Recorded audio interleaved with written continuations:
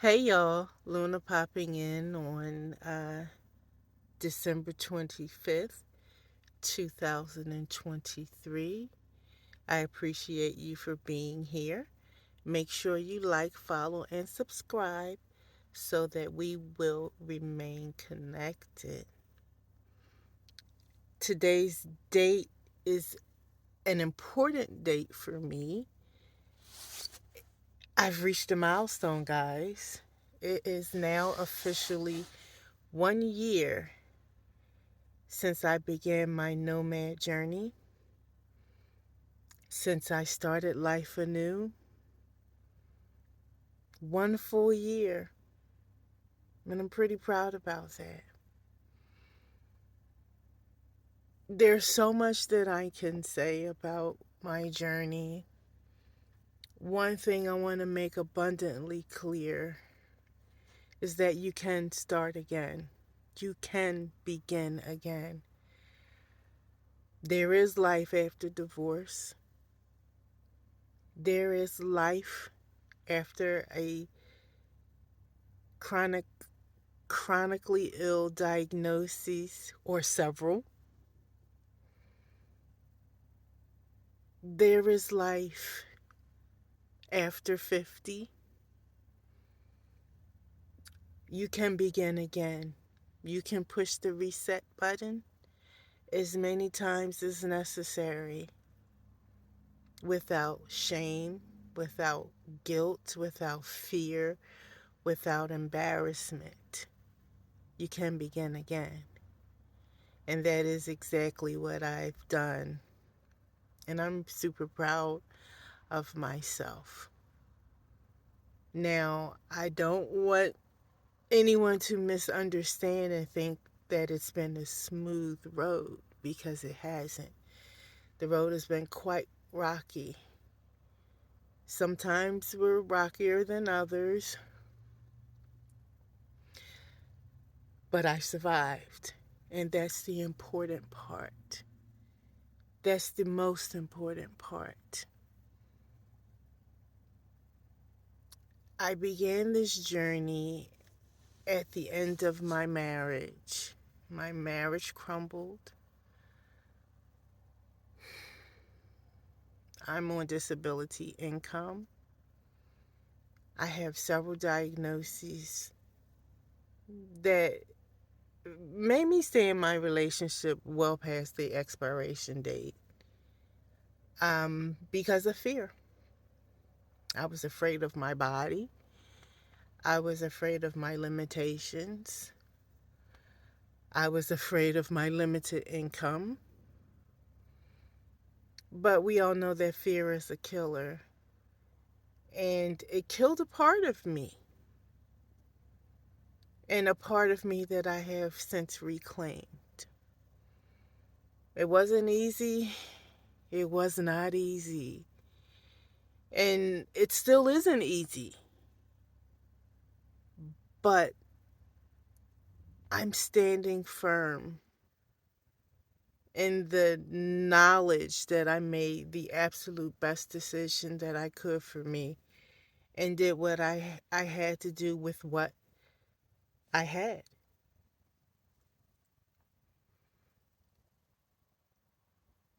I've learned a lot. As far as the nomad van life, there's so many things that I would have done different, that I would do differently now that I've lived on the road for a while. There are choices that I would have made differently, especially when it comes to my vehicle. I would have made a completely different decision with the vehicle that I'm living in. This is not adequate. This is not the proper vehicle. This is just a regular van that I converted and took the chairs out, the seats out, and put a bed in and other things, other necessities. But it isn't properly ventilated. There's no exhaust fan, there's no ventilation at all. So, for someone who has lung issues, lung diseases. That was probably the most difficult part of this because I have two 70 plus pound dogs. And have you ever smelled a wet dog? Oh, and locked in here with no ventilation after a heavy rain or humidity, it's tough. Um, it's too small. I absolutely need a bigger vehicle. And I need different functions that I just wasn't aware of when I started this journey. I didn't know what I was doing. I had never been camping before. So I did the best I could with what I had. Absolutely, I did. I mean, I made it work. It's been a year. But I absolutely acknowledged that I need a different vehicle. I've seen a lot of vehicles out here, many different types of vehicles, and I believe that I would do best with either a schoolie, a short school bus, not the long one, not the full one, that's just way too big. A half size school bus because they're wider and they're taller. I would be able to stand completely erect in my vehicle and move around and have sufficient space. That's definitely on my or my wish list. Or I would get a Class C or an RV, a drivable RV that is no longer than 30 feet, probably 27, 28. So being out here, I see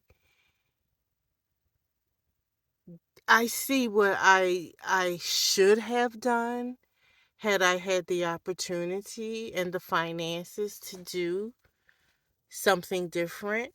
I did purchase a pop-up tent or camper, and that was absolutely wrong. I was wrong for a single person, especially someone who has uh, limited mobility and chronic pain and chronic illnesses. It was way too physically demanding for me. And it was just too strenuous, and I couldn't keep up with it. And I had to let it go within 2 months. So, with the money that I spent, which was $5,000 on the pop up, I could have very easily bought a used RV or a schoolie, and I wouldn't have this ridiculous note that I have on the van. And the van I had to purchase, I had to trade in my former car for this in order to live in it. The RV dealerships wouldn't lease me a car or an RV because of my disability income. They wanted me to have over $2,000 in income a month. And they didn't deem it necessary for me to have a recreational vehicle. And you can't tell them that you're going to live in it because that's another set of issues, and it affects your insurance. So these are just some of the things that I've learned out here this year doing this.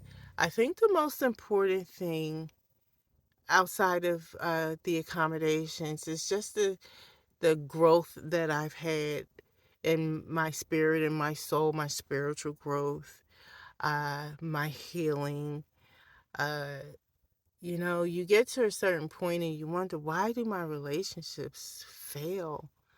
And you question yourself, and if you're wise and if you're sincere about trying to get to the root of it, you start to self examine, you start to do your shadow work, you start to reflect, and you hold the mirror up to your face and you say, okay, kiddo, we've got to figure this out.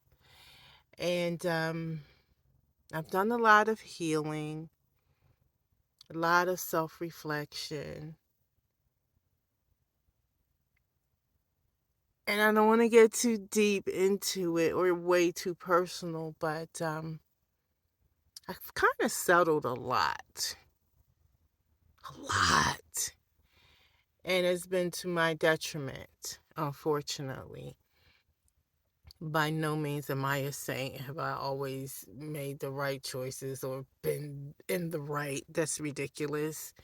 I'm not a victim, but I'm not always right. You know, I've got my crap with me just like everyone else does. And I own it. I definitely own it. My part in how I ended up here in this situation, predicament, position, whatever you want to call it, how I ended up here. But I tell you, with my whole heart, I would do this all over again if I could go back, and I would end up right here. I absolutely know I made the right decision. I was in an abusive relationship, financially, verbally, not physically.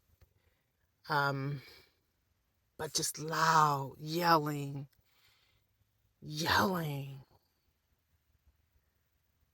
punching holes in the walls, breaking things, you know, just the noise of it all was so very stressful. You have to walk on eggshells all the time, or you have to engage when you don't really want to engage. But you have to, as a self-defense and self-preservation.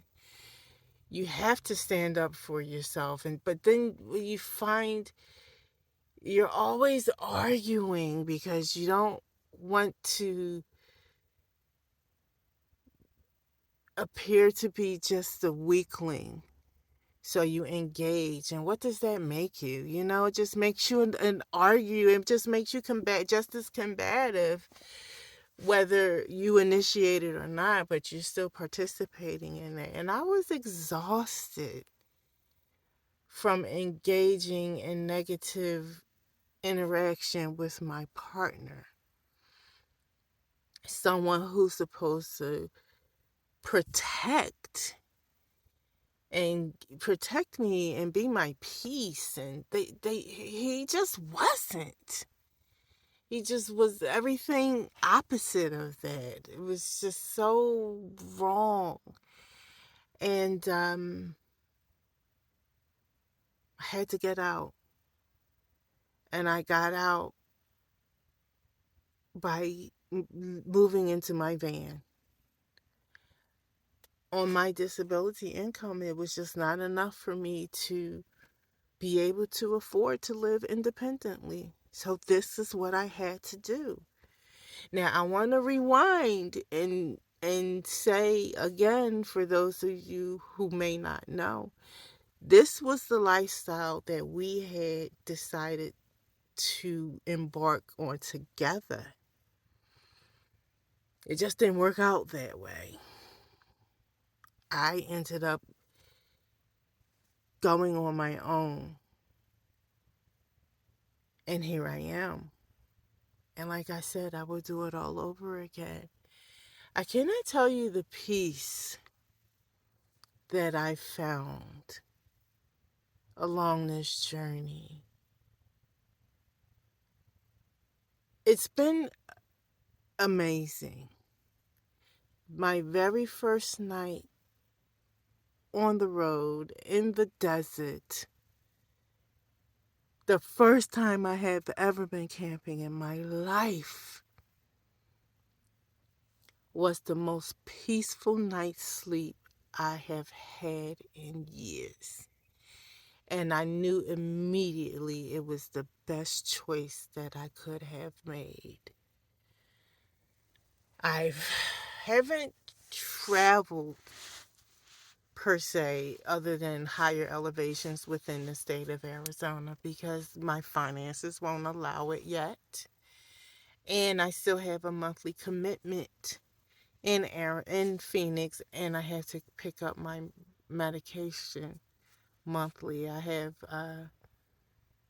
been diagnosed with lupus, among other things, and I have to administer myself weekly injections of Benlysta, and my medication will only be mailed to a residence. So I have to come back once a month and pick up my medication and see all my specialists and doctors and refill on other meds. So, but it's okay that I haven't traveled anywhere really, because I needed to learn the ropes. I didn't know how to do anything when I first started this journey. I didn't know how to uh, turn on the propane tank. I didn't know how to do anything. I absolutely did not know how to do anything. And I learned along the way. I'm grateful for everyone that I've encountered, the positive as well as the negative, because I've learned from each one of them. The negative people have forced me to look at myself and identify some triggers, you know, to can bring out that bark. And I have calmed in a sense where I'm like, you're so not worth it. Why am I arguing with an idiot? Or why am I letting it get under my skin? Why am I letting it linger after the exchange has been over? And why am I even allowing myself to have an exchange? I think it goes back to definitely to my relationship and always feeling the need to have to defend myself. And now I'm just like, I'm so not doing this anymore. It's exhausting. So I've learned how to protect my peace much differently now. I've healed in a lot of ways. I'm still healing. I've grown. I'm still growing. I've screwed up. I've been afraid.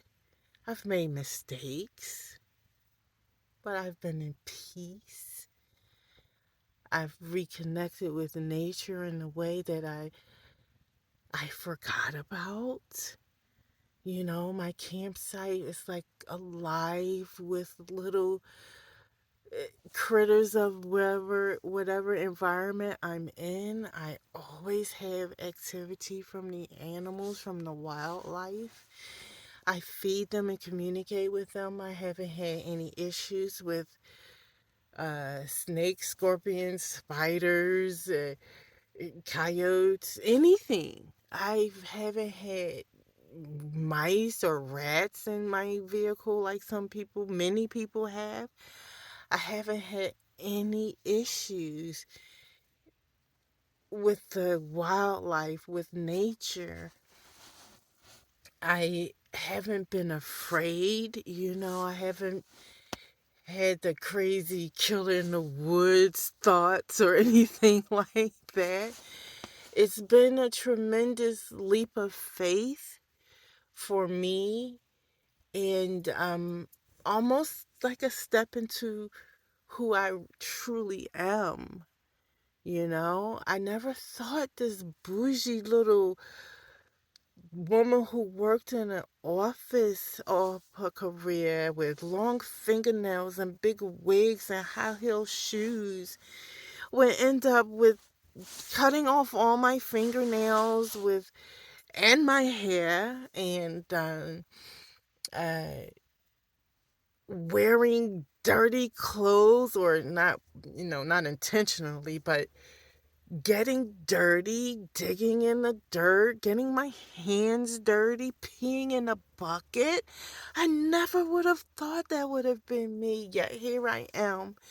And I am in the most peace that I have been in probably all of my life. It's like this is where I was meant to be.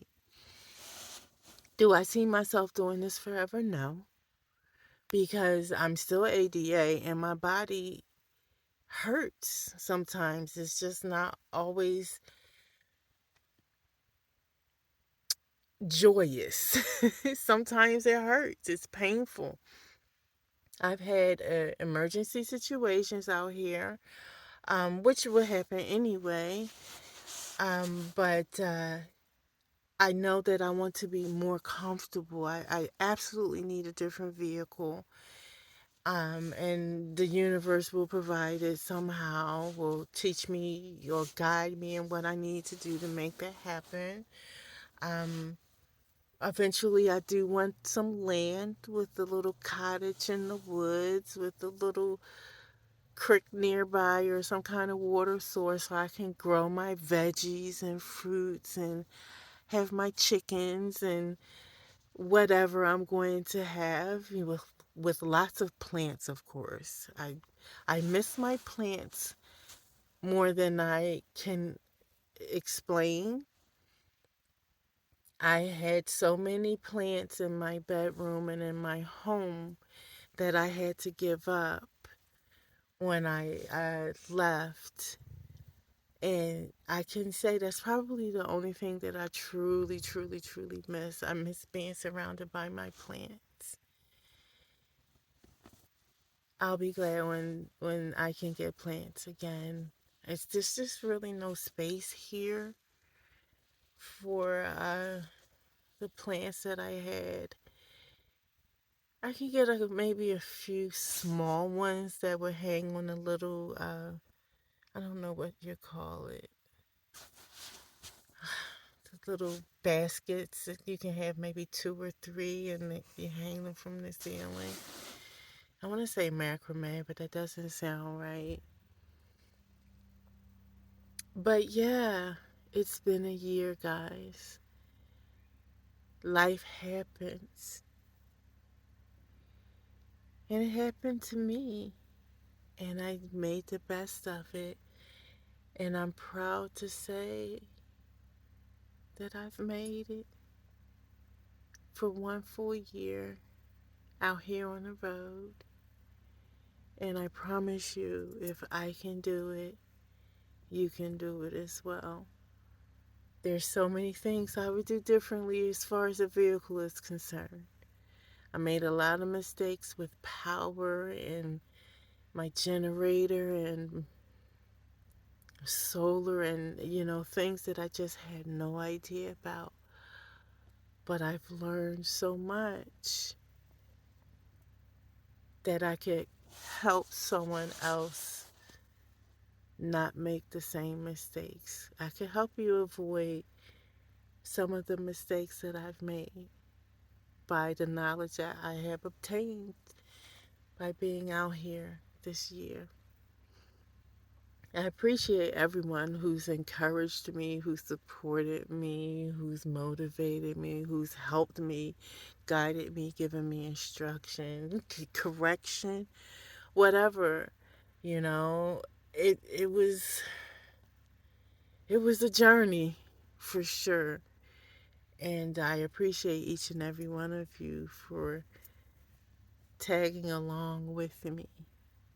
It means more than I could adequately express. So thank you.